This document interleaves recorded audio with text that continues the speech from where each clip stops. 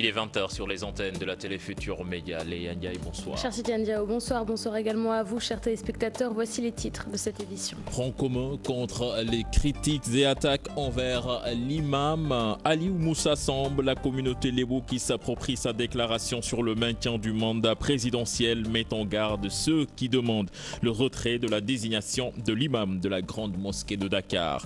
Macky Sall lance la deuxième phase du projet d'investissement maritime. Elle va porter sur l'aménagement du terminal à hydrocarbures. Il l'a annoncé lors de la cérémonie d'inauguration du port de Ndahonga à Foundiougne.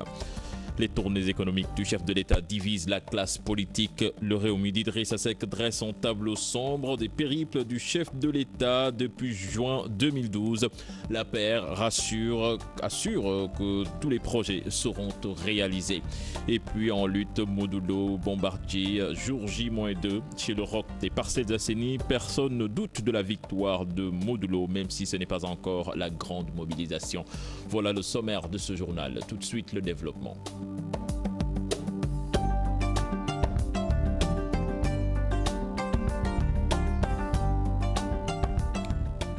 Bonsoir à toutes et à tous. La communauté léboulée a fait bloc autour de l'imam Aliou Moussa Samb après son serment controversé de la Korité.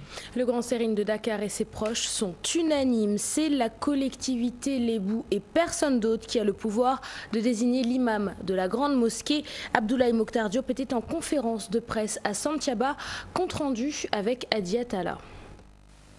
Les Lébous, à leur tête, le grand sérigne de Dakar, Abdoulaye Mokhtar Diop, sortent de leur mutisme et soutiennent l'imam de la grande mosquée, Aliou Moussa Samb, sujet à de nombreuses critiques. Demander à l'imam de Dakar de se taire sur des problèmes politiques, c'est demander au moins à 100 000 imams du Sénégal de ne plus parler. La communauté Lébou conforte l'imam dans sa position. Ceux qui demandent aux imams de se taire ne viennent jamais à la grande mosquée le vendredi. Tous les vendredis, on parle politique. Et maintenant, vous avez raison. Si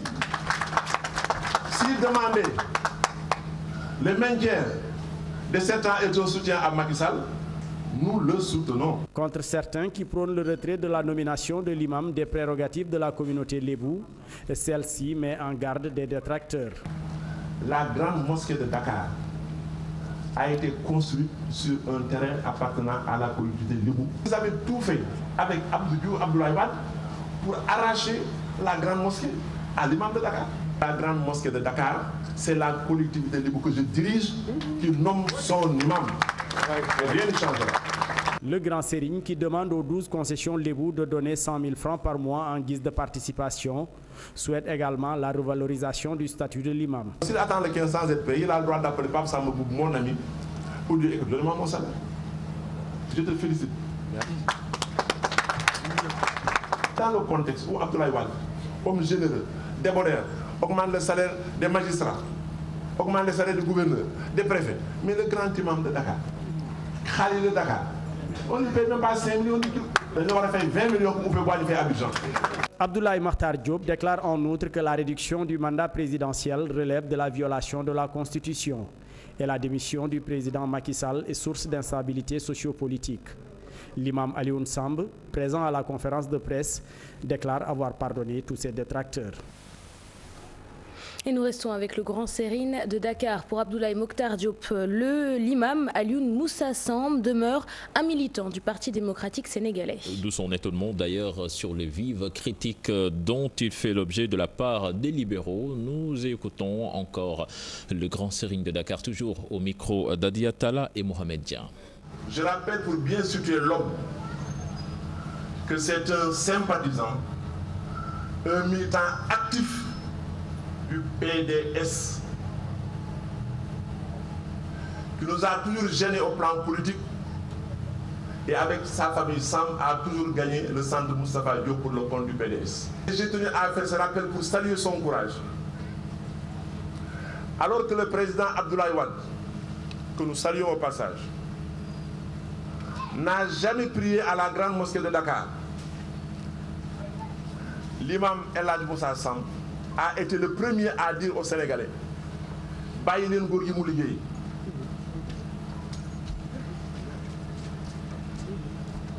Par la suite, il a ajouté non seulement laissez-le travailler, mais soutenez-le dans l'intérêt du Sénégal.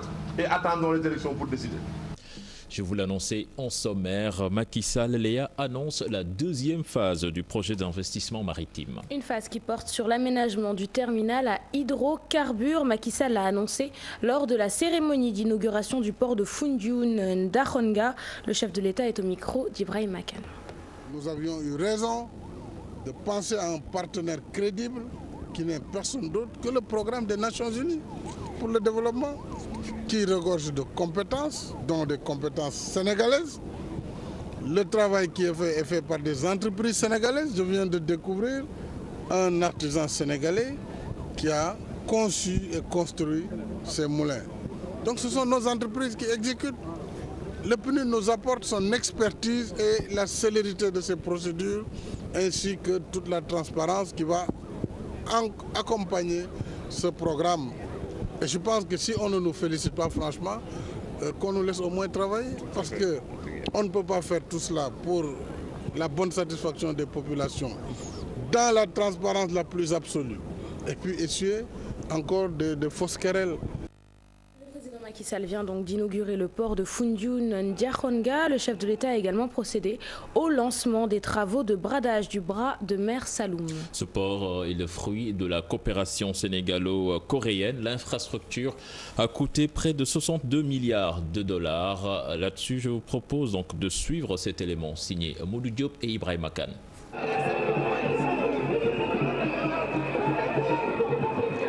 Après la traditionnelle coupure de ruban marquant l'inauguration du port de Foundiougne Dahonga, Macky Sall procède à la visite de la gare maritime de l'infrastructure, fruit de la coopération sénégalo-coréenne. Je viens ici, à Dahonga, pour célébrer avec vous l'aboutissement de la dernière composante de la première phase du projet d'infrastructure et d'équipement maritime MIEP 1.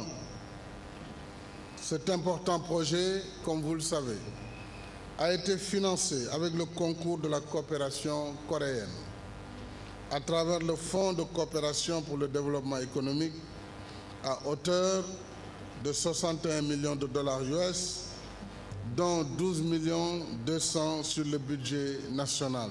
Ce port comprend une gare maritime qui s'étend sur 2500 mètres carrés et un quai de pêche long de 120 mètres. Il devra permettre, selon le chef de l'État, de booster de manière considérable l'économie maritime de la zone, jadis très prospère. La visite a également permis au chef de l'État de lancer les travaux de dragage du bras de mer Saloum, confié à une société belge. Pour mettre en place les meilleures conditions de navigation, l'État du Sénégal a engagé sur fonds propres 2,78 milliards pour le dragage dont je viens de lancer également le démarrage des travaux. Ainsi, la navigabilité du fleuve Saloum sera améliorée. D'autres infrastructures et équipements sont prévus également dans le cadre du MIEP 2, le projet d'investissement et d'équipement maritime selon le chef de l'État. La gare maritime de Dahonga, quant à elle, sera opérationnelle dans 4 mois. Et nous restons avec le président Macky Sall et son gouvernement qui ont organisé hier mardi l'avant-dernier conseil des ministres décentralisés à Fatick. Le premier, Cheikh Tidiane, se tenait en juin 2012. Mais pour le Rewmi d'Idrissa Seck, ce ne sont que des leurres sur fond de campagne électorale. Du côté de l'APR, on assure que tous ces projets seront réalisés suivant le budget national. Aminata Baresso et Gervais Yao ont rencontré les deux partis. Fatick, 13e région, a abrité le Conseil des ministres décentralisés. Des tournées économiques initiées depuis juin 2012 par le chef de l'État, Thierno Bocoum, voit en ce déplacement une campagne politique déguisée. Nous n'assistons pas à des conseils des ministres décentralisés qui ont pour but d'identifier les besoins des populations et de très rapidement les secourir. Nous assistons plutôt à des séries de campagnes électorales déguisées. Est-ce que vous l'avez entendu faire de la campagne politique? Mais un président de la République doit être proche des populations. Pour chaque région visitée, un budget établi, la dernière en date Fatick, où une enveloppe de 246 milliards de francs CFA est annoncée. Youssou Touré parle d'un début de réalisation des projets. Hier seulement, c'est un exemple éloquent. Hier, je crois que le président de la République a eu à offrir, le gouvernement a eu à offrir beaucoup de matériel agricole. Et le président de la République n'est pas un magicien. ces montants doivent être inscrits dans le budget. Et un budget, on l'exécute selon des paramètres bien définis. Le porte-parole du parti Rewmi n'est pas convaincu. Pour Thierno Bocoum, la mise en œuvre des engagements pris au cours de ces conseils des ministres prime sur le programme d'urgence communautaire. Si ces besoins d'une région ont été évalués, il faudra juste identifier les urgences et dans l'exécution des projets, commencer par les urgences. Ça ne nécessitait pas de lancer un plan d'urgence de communautaire, développement communautaire. La région de Saint-Louis a été la première à accueillir le chef de l'État et son gouvernement. Près de 2500 milliards de francs CFA annoncés dans 10 régions. Mais de cette date à nos jours, certaines voix s'élèvent pour décrier des lenteurs dans la concrétisation des projets. Abdourahmane Gaye, un nom qui ne vous dit certainement pas grand-chose. En effet, lui, c'est l'unique victime sénégalaise des supposés crimes commis par le régime d'Hissène Habré.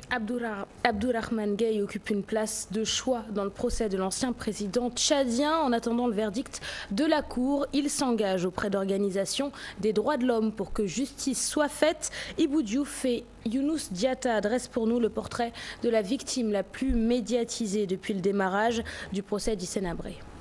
Cet homme est au cœur du procès d'Hissène Habré. Abdourahmane Gaye estime qu'il fait partie des victimes des exactions commises par le régime de l'ancien président tchadien.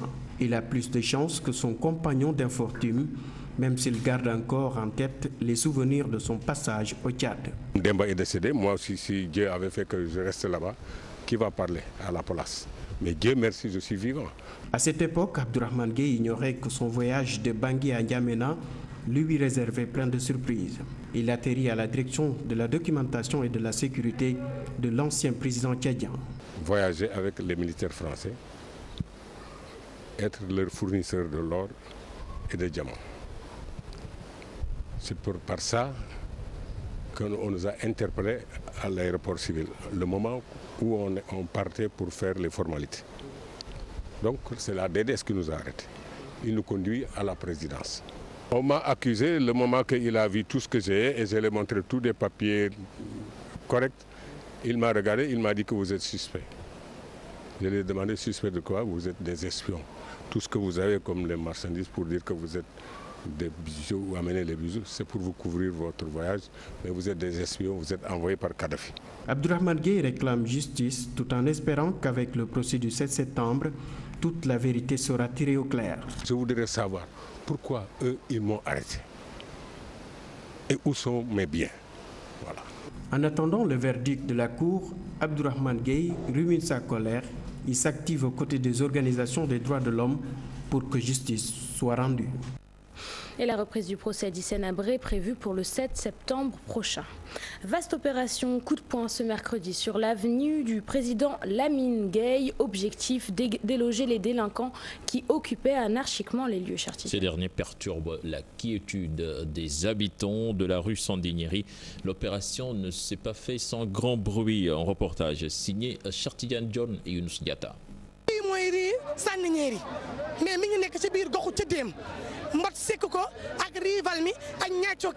Des malfrats, des délinquants ont élu domicile dans cette vieille bâtisse qui abritait le marché légumes de Sandaga. Ici, les habitants du centre-ville ne dorment que d'un seul œil.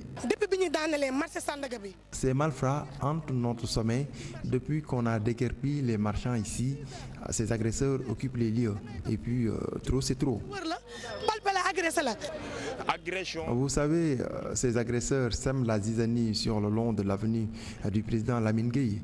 Ils commettent leur forfait nuit et jour et automatiquement ils se réfugient à l'intérieur du bâtiment. Un jour, j'ai assisté à une scène surprenante. Ils avaient arraché le sac à un honnête citoyen et sont subitement entrés dans le bâtiment. J'ai dû demander à des amis d'intervenir. Pour moi, l'idéal, c'est de les chercher d'ici. Inquiets, la mort dans l'âme, les jeunes du quartier lancent un SOS à l'endroit des autorités compétentes. Cette opération coup de poing va leur permettre de retrouver le calme. Nous lançons un appel à Aliou Ndoye, maire de Dakar Plateau, puisque nous sommes très fatigués de cohabiter avec des voleurs. Ce que nous demandons n'est rien d'autre que l'appui du maire de Dakar Plateau, du préfet et du gouverneur de Dakar. Ces jeunes soutiennent que ces malfrats sèment la zizanie nuit et jour. Conséquence, leur quartier perd sa quiétude de jour en jour. Cher Tidiane John, les alentours du stade Léopold Sédar Senghor méconnaissables, les lieux sont envahis par les eaux usées et les ordures. Sur place, riverains et vendeurs s'indignent de la situation. Ils indexent les populations de faire des alentours du stade un dépotoir d'ordures. Papan Derifal et Tierno Laurent Mendy. Une eau nauséabonde des ordures. Voici planter le décor aux alentours du stade Léopold Sédar Senghor. Riverains et commerçants déplorent cette situation. Je déplore du fait que l'État du Sénégal a mis beaucoup de moyens pour la réfection du stade Léopold Sédar Senghor. C'est une défaillance dans la mesure où aujourd'hui le directeur du stade doit être vraiment interpellé par rapport à la question. Ça c'est un. La deuxième chose, c'est que l'ONAS également est interpellée et la commune d'arrondissement de la Padoue. Ils fustigent le comportement des habitants qui ont fait de cet endroit leur dépotoir. C'est un problème de citoyenneté aujourd'hui qui se pose. Les populations de Grand Médine et des Passes Décennies vraiment qui jettent ici des ordures ménagères. Et nous sommes tous interpellés par rapport à la question. Ces citoyens rencontrés interpellent les autorités locales et étatiques. Nous sommes là jusqu'à 22 h. Chaque matin, nous trouvons des ordures et des animaux jetés dans les eaux. Vraiment, ces eaux ne sont pas du tout bonnes pour notre santé. Nous sommes exposés à des maladies. Nous interpellons les services d'hygiène et l'État du Sénégal à nous trouver des solutions. Après le déguerpissement des mécaniciens, l'espace reste occupé par les eaux usées et les ordures. Ces vendeurs s'inquiètent pour leur santé avec l'approche de l'hivernage. Direction à présent le centre de santé de Ouakam. Sur place, les maladies que les médecins traitent le plus souvent sont le syndrome d'Hippo, l'infection ORL ou la pneumopathie. Paradoxalement, peu de cas de paludisme en cette période d'hivernage. Nos reporters Alassane Ba et Gervais ont effectué un tour sur les lieux. Reportage. Pas l'ombre d'un patient dans ce centre de santé de Ouakam. Depuis presque le retour des fêtes, les malades qui viennent en consultation se font rares. Selon cette infirmière, les cas les plus traités en ces périodes d'hivernage restent les suivants. Nos dernières consultations, on constate les syndromes d'Hippo. On a aussi les infections ORL, comme les angines, les otites moyennes, les infections ORL. Surtout ça, les pneumopathies, les paludismes. Oui. Ça fait longtemps qu'on n'a pas eu de cas de paludisme en consultation. Selon elle toujours, le service fait de son mieux pour mettre à l'aise les patients et tout s'effectue au niveau de l'accueil. L'accueil des malades, c'est à nous d'accueillir les malades parce que là, on n'a pas de personnel suffisant pour l'accueillir à l'entrée. C'est au niveau de la salle de consultation qu'on commence l'accueil du malade.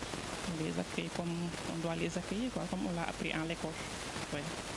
Le paludisme n'est pas fréquent au niveau des patients venus en consultation, nous dit l'infirmière. Une maladie qu'on note le plus souvent en cette période. Nous parlons de la 7e édition du CISDAC avec la cérémonie officielle qui s'est tenue cet après-midi. Il y a les jeunes déterminés à barrer la route au MST. Et pour ce faire, ces jeunes comptent élaborer une campagne de sensibilisation afin d'éviter les maladies sexuellement transmissibles telles que le VIH ou l'IST. Aïssatou Païfal et Mbaye Diouf. Les jeunes en ordre de bataille. Leur combat, un maximum de sensibilisation sur les maladies sexuellement transmissibles et les grossesses non désirées entre autres, à travers leur slogan Fagaru Jotna. Une campagne qui parle de santé de la reproduction des adolescents et des jeunes. Une campagne où également nous dénonçons les mariages précoces chez les adolescents et les jeunes. Une campagne également où nous parlons de sexualité précoce. C'est une campagne qui se déroule dans le Sénégal globalement, où les jeunes sont appelés à décrire un peu la situation sur le plan sanitaire dans leur région. En plus de la prévention, le dépistage du VIH est aussi à l'ordre du jour. On les sensibilise afin qu'ils puissent venir vers notre stand et faire le dépistage. Parce que comme vous voyez, le sujet de la sexualité est un sujet assez délicat et qui constitue un sujet tabou. Les jeunes ne vont pas aller directement vers le service, donc nous nous déplaçons vers les jeunes. Pour faciliter l'accès aux informations, leur association a même mis en place un réseau sur la toile. Inciter les jeunes à poster des messages sur les réseaux sociaux, à poster des messages sur YouTube, sur Twitter, qui parlent des problèmes qu'ils rencontrent sur le plan de leur sexualité dans leur région. On est là pour partager ce que nous vivons, parce que le plus souvent, les jeunes n'ont pas le droit à la parole. Ensemble, pour améliorer la santé des jeunes, les membres de Fagaru Jotna, déterminés à relever les défis qui interpellent les jeunes en matière de santé.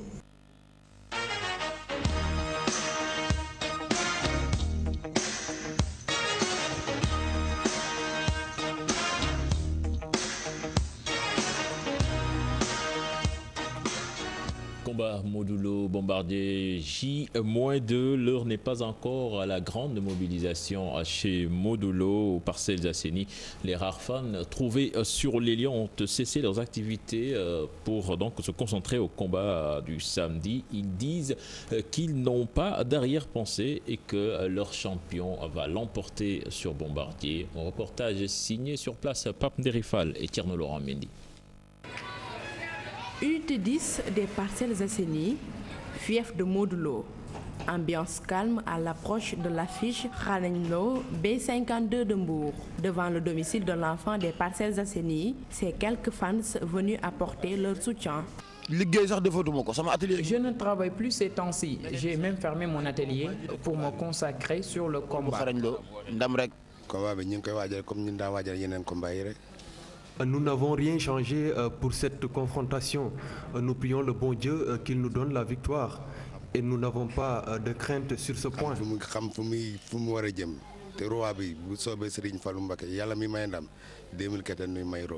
Engagement, détermination, mobilisation, la confrontation n'est pas une mince affaire pour cette dame. Ils sont deux poids lourds, donc cela ne sera pas de tout repos. Nous souhaitons de tout cœur que Modulo remporte ce combat. Beaucoup d'enjeux, une guerre mystique, préviennent les proches de Khanenlo. Sur le plan mystique, chacun met du sien. Moi qui vous parle, je suis déjà allé en Casamance pour les besoins de ce combat. Inch'Allah, Modulo va remporter la couronne. Bombardier va-t-il conserver la couronne? Modulo pourra-t-il le détrôner? Réponse au soir du 25 juillet. Voilà, c'était un élément plutôt de Maïmouna Ndiaye et non Pape Nderifal, certainement fan de Modulo. Voilà, c'est la fin de ce journal, Léa, merci. Merci à toi, cher Tidiane. Voilà, la semaine prochaine, à présent, la parole à la permanence avec Bouba qui est déjà en place. Voilà, Bouba, la suite du programme. Merci, cher Tidiane, merci Léa, bonsoir à vous. Et la suite de la permanence, c'est dans un instant.